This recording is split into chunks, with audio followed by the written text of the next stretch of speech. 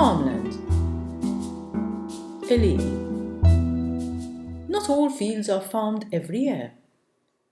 It is good farming practice to let fields lie fallow for some time to give the soil time to regenerate its nutrients. Fallow fields are good places for wildlife, especially if they are bordered by rubble walls, which create another habitat within a habitat. Many wildflowers like poppies or white mustard, Jarji rabiat, grow in such places, which attract insects that feed on them. Insects in turn attract birds, spiders, other insects and reptiles to feed on them, and the whole food chain is formed. Some fields are abandoned for good, and these often turn into a habitat known as steppa.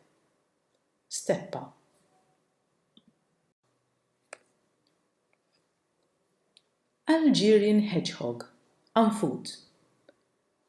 Fallow fields are great places for hedgehogs. For starters, the land is unworked, so nobody disturbs this shy animal. Then there are the rubble walls, under which hedgehogs can dig their burrows to sleep in winter or hide during the day. Rubble walls are also good places for them to forage for snails, slugs and insects that nestle among the stones. Hedgehogs are active at dusk and throughout the night, so they are not often seen. Unfortunately, many hedgehogs are killed when they wander onto country roads at night and get run over by cars. Contrary to what some people think, hedgehogs are not rats with spines. They belong to a group of mammals known as insectivores, while rats and mice are rodents. Spanish sparrow, Asfurt al-Bayt. You will find Spanish sparrows practically everywhere in our islands, from home ventilators to caves in remote sea cliffs. Even though they live around humans, sparrows are still wary and will fly off if we get too close. As they are so common, we often overlook the male's striking pattern. At its best in spring, when colours are brightest and sharpest. The sparrow's short, thick beak is a sturdy tool that helps the bird crush any food it picks up. In winter, when they are not nesting, sparrows gather in large groups to sleep in sheltered, leafy trees. Such gatherings are known as roosts, and they do this because they feel safer from predators when they are in a group. Contrary to what many people think, birds don't usually live in nests, but only use them to raise their young in the nesting season. For the rest of the year, sparrows perch and sleep on branches, hidden and sheltered by leaves. Zitting cisticola, Bufula tal-Imrewħa. This is a tiny bird, but one that certainly makes itself heard.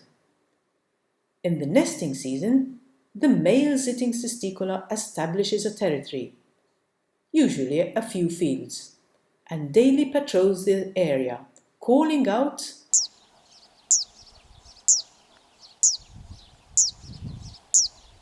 repeatedly and doing an unusual looping flight, dropping and ascending to a peak with every noise it makes.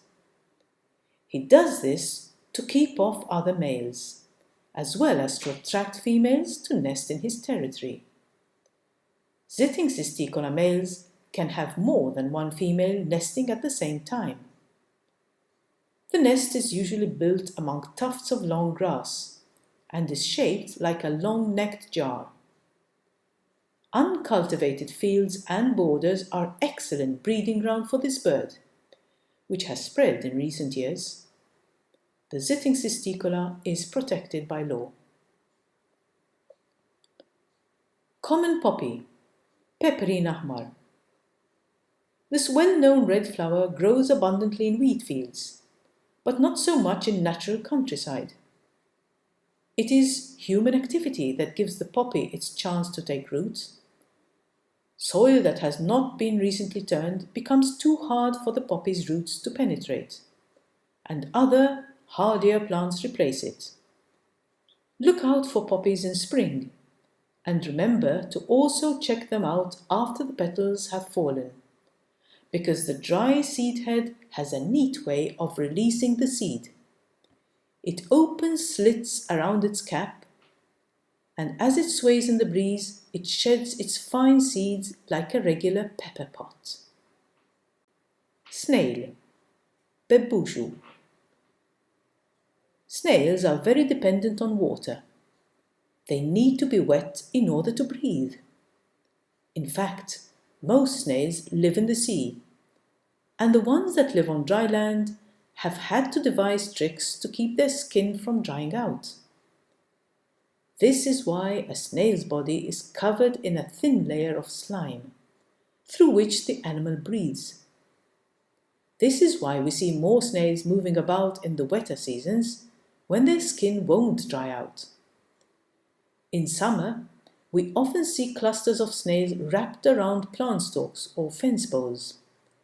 They do this to be as far as they can from the ground where it is hottest.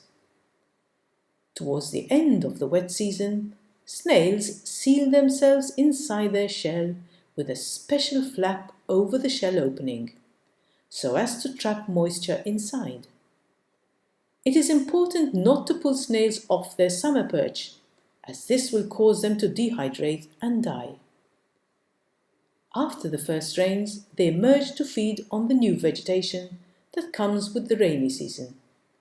This is also the time that many people invade the countryside, unfortunately toppling rubble walls in their hunt for snails.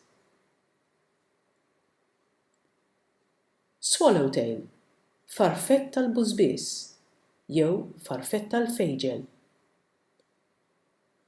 One of our most spectacular butterflies is the swallowtail, with its large size and striking yellow and black pattern.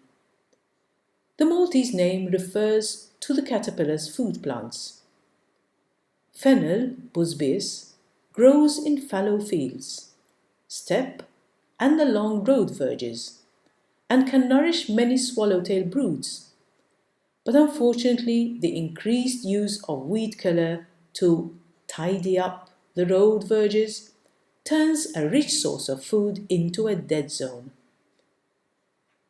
The swallowtail caterpillar also feeds on fringed rue, Fejġel, which grows in garrigue areas, making this another habitat where this butterfly is found.